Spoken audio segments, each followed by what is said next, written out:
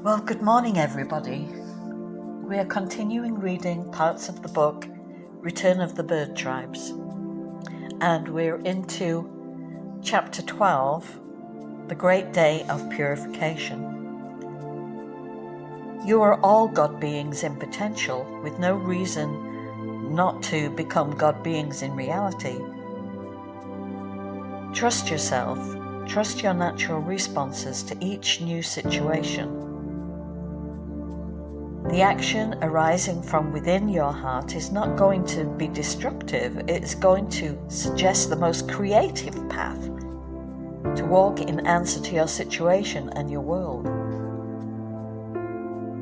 When you trust yourself, you are trusting in the wisdom that designed you. This is how you trust in God.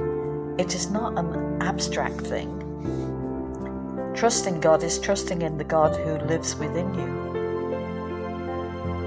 Trusting in your spirit's ability to respond to each situation beautifully, impeccably, individually, creatively. When you doubt your native ability to breathe the air of spirit into your world and create according to your divine thought, you are doubting both God and the universe. You are rejecting life's most precious gift to you, your own inner knowing. And you are presuming to replace it with values, judgments, and opinions you have acquired secondhand. Without the acquisition of another skill, without the acquisition of everything but complete and total trust in God and in yourself, you have everything you need to interact optimally, creatively and productively with every situation you encounter. There is no exception. Perhaps as much as 70 to 80% of your current typical behavior is exactly what you would do in a fully awakened state. Accept yourself. Feel clear about all you do. As you do this, you will begin to introduce into your actions the very power of the Creator. There is a movement of spirit that proceeds from within your heart to greet the world with the clarity of perfect action. That movement is intuitive. It is your direct link with the source of all life.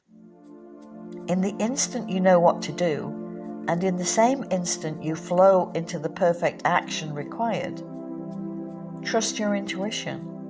It is an arrow whose shaft has been carved straight and smooth, unerring and true. It flies to its mark.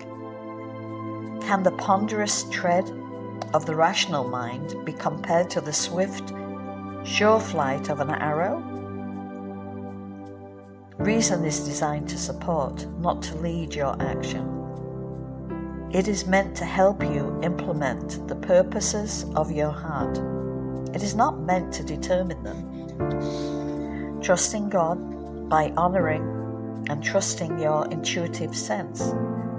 No God would create a creature without the wisdom to chart its course. Trust the nature of your design. God's actions appear within your awareness as the most natural thing for you to do. Following them will reconnect you with the awesome powers of the universe for all your actions, and then be in harmony with the underlying intent of the life force itself. Invite the bird tribes into your awareness. Make a home for external spirit in your heart. Notice what thoughts create tension or anxiety, and choose to release them. To the degree that anxiety taints your motivation, to that same degree you are less effective in all you do, for spirit is then denied access to your mind and heart, and you, in a literal sense, cannot fully be present. The process of relaxing all thoughts that require tension to sustain them is a process of relaxing habits of the past and awakening to the reality of your own spiritual presence. It is a process of losing interest in fearful ways of walking upon the earth and choosing to create your world in love through the actions of your open heart.